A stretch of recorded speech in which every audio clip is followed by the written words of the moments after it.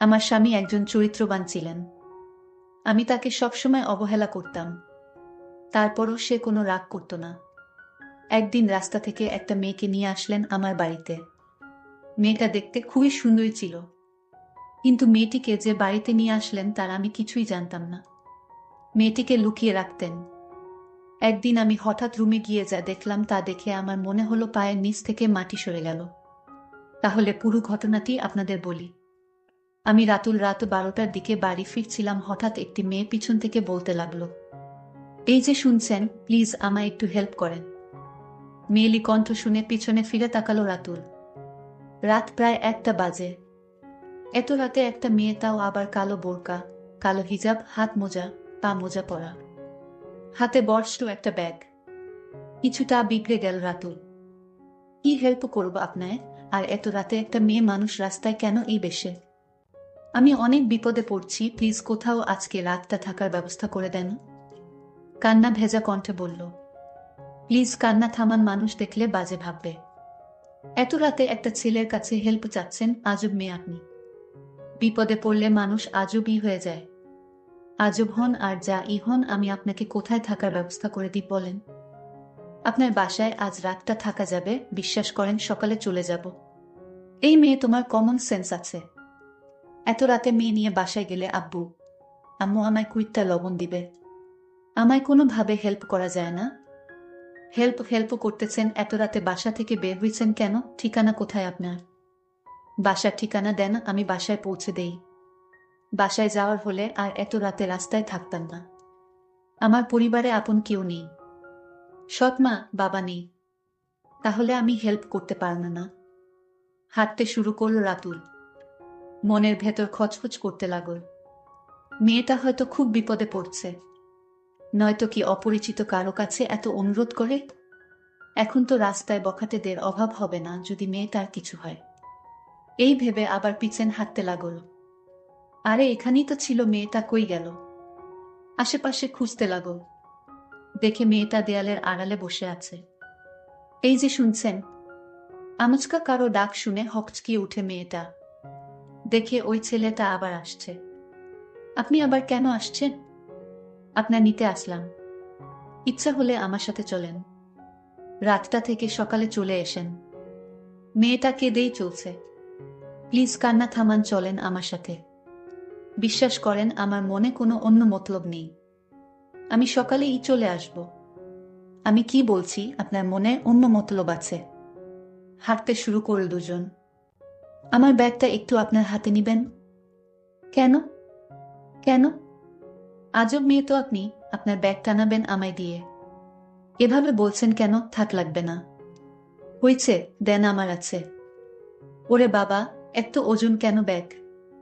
এই আপনি কি বাসা থেকে পালিয়ে আসছেন? হুম। মাথা নিচু করে। কেন পালিয়েছেন? সেই কখন থেকে কেঁদেন যাচ্ছেন, প্লিজ কান্না থামান। আমার মতো বিপদে থাকলে আপনিও কাঁদতেন। আমার সৎ মা আমার ঠিক করছে একজন বুড়ো মানুষের সাথে। উনার 3টা বাচ্চা আছে, বউ আছে 3টা। পালিয়ে না আসলে ওই বুড়ো মানুষটার সাথে বিয়ে হয়ে যেত। পালিয়ে আসলেন, থাকবেন কোথায় সেটা ভাবেননি? আত্মীয় স্বজন কেউ আছে এখানে? আত্মীয় স্বজন থাকলে কি নির্লজ্জের মতো আপনার হেল্প চাইতাম?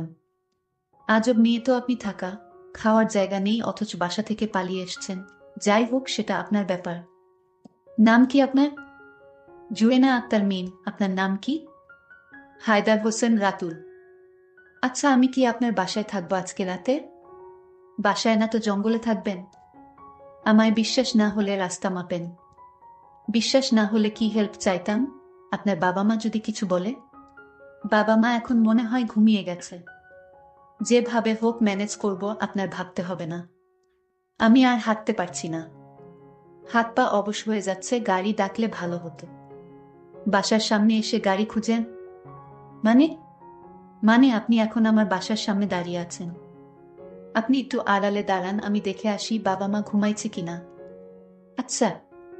বাসার ভিতরে ঢুকল রাতুল। বাবা মা ঘুমিয়ে গেছে। যাক, আল্লাহ রহমত করছে। এই আসেন, আস্তে আস্তে পা টিপে টিপে হাঁটবেন, কোনো শব্দ যেন না হয়। আচ্ছা। এই আপনার পায়ে কি পায়েল পড়ছেন? ঝুনঝুন শব্দ হচ্ছে। হ্যাঁ, মোজার নিচে পায়েল। আমি খুলে ফেলছি, ওয়েট। বাব্বা, মোজার নিচে পায়েল। রাতুল আর জুয়েনা আস্তে আস্তে পা টিপে টিপে বাসার ভেতর প্রবেশ করল, যাতে কেউ টের না পায়। রাতুল রুমের ভেতর ঢুকে দরজায় ছিটকানি লাগিয়ে দিল। মনে হয় দ্বিতীয় বিশ্বযুদ্ধ জয় করছে।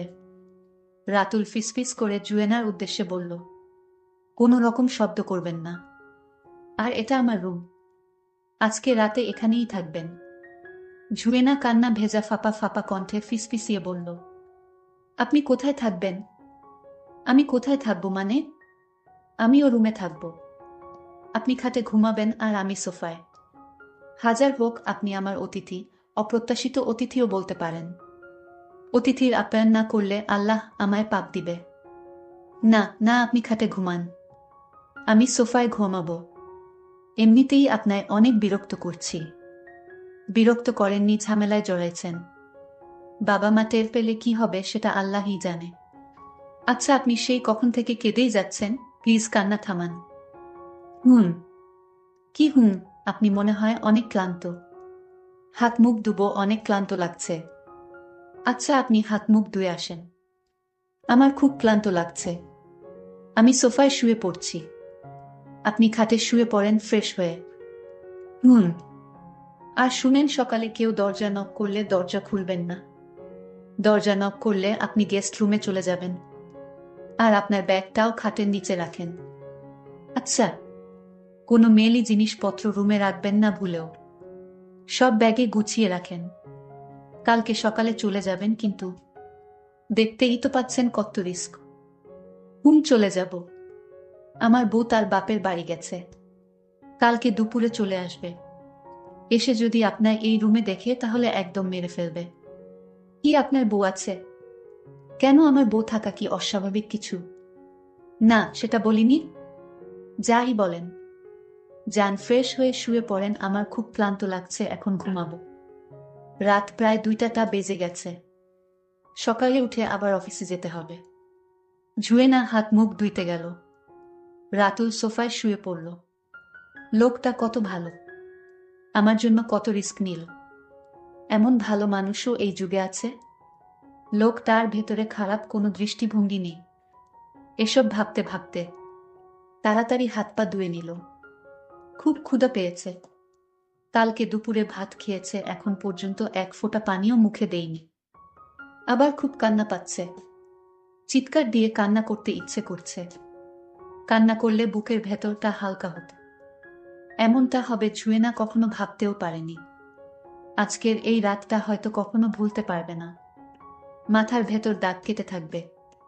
লোকটার কালকে দুপুরে সকালে চলে আসবে।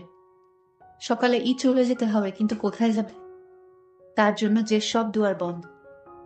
মাথার ভেতর প্রচন্ড পেইন হচ্ছে। ক্ষুধার জ্বালা সহ্য হচ্ছে না। এখন কি লোকটাকে ডাকা ঠিক হবে? অনেক বিরক্ত করছি উনাকে। খাটের উপর বসে রইল। ব্যাগেও খাবার কিছু নেই। লোকটা মাত্র শুইল। খুব ক্লান্ত বোধ হয় উনি। এখন ডাকলে কি রকম রিয়েক্ট করবে কে জানে।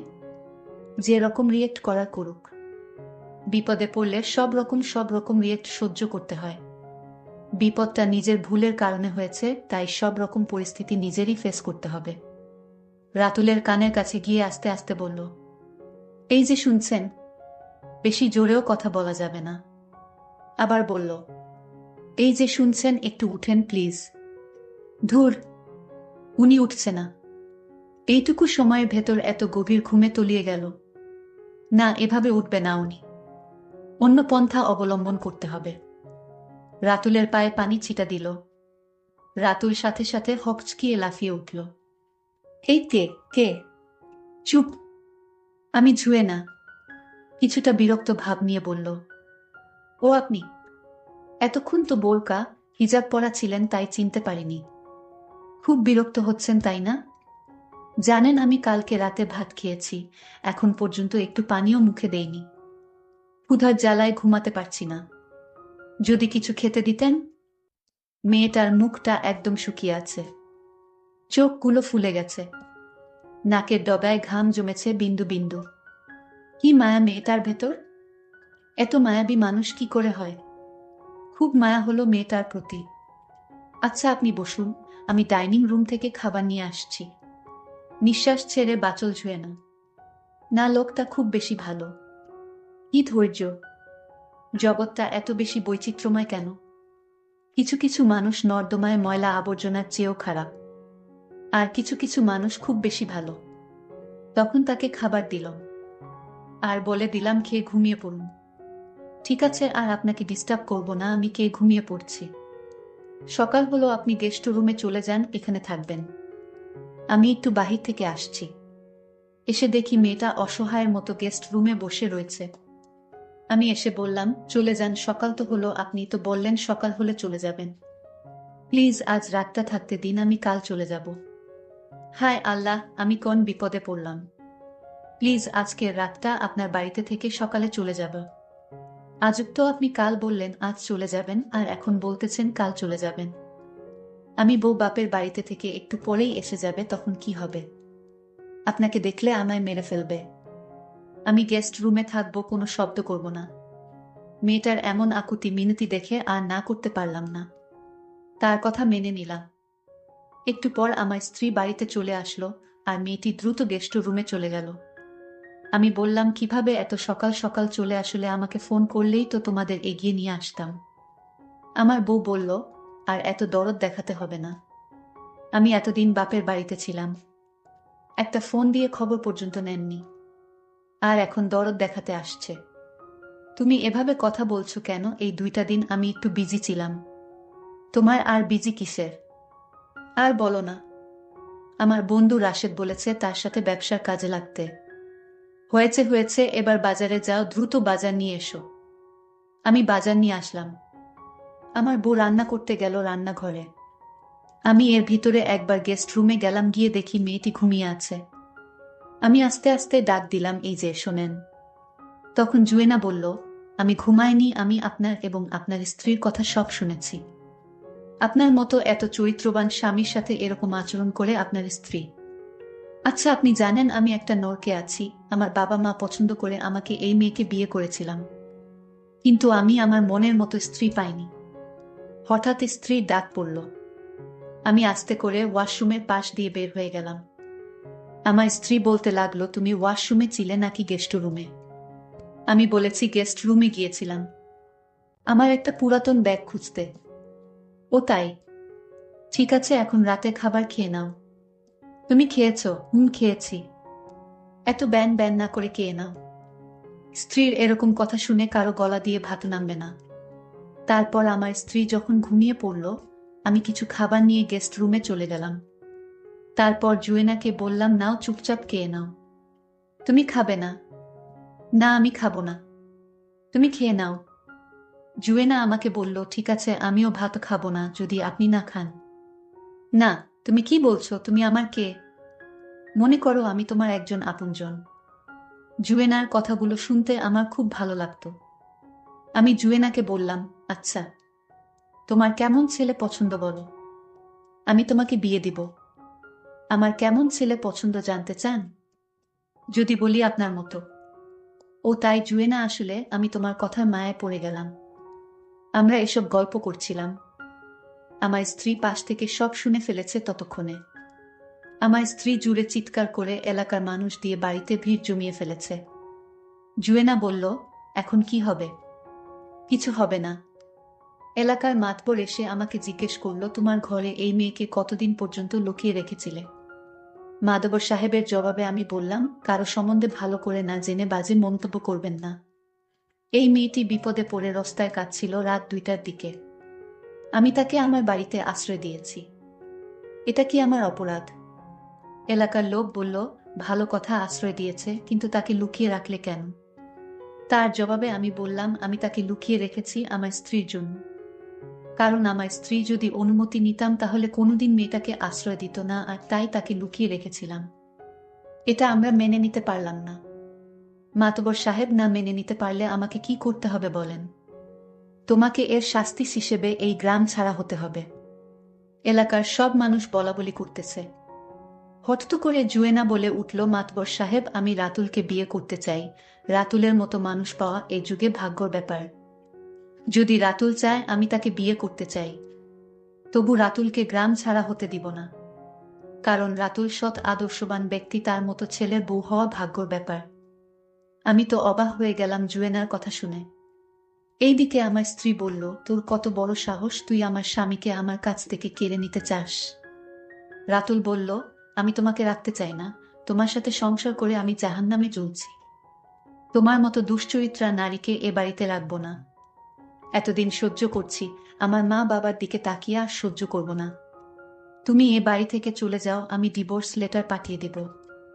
দর্শক বন্ধুরা, তোমরা হয়তো ভাবতেছ যে আমি জুয়েনাকে পেয়ে আমি আমার স্ত্রীকে ডিভোর্স দিচ্ছি। এটা তোমাদের একেবারে ভুল ধারণা। জুয়েনাকে না পেলেও আমি তাকে ডিভোর্স দিতাম। বন্ধুরা, আজকের গল্পটি কেমন লাগলো তা অবশ্যই কমেন্ট করে জানাবেন।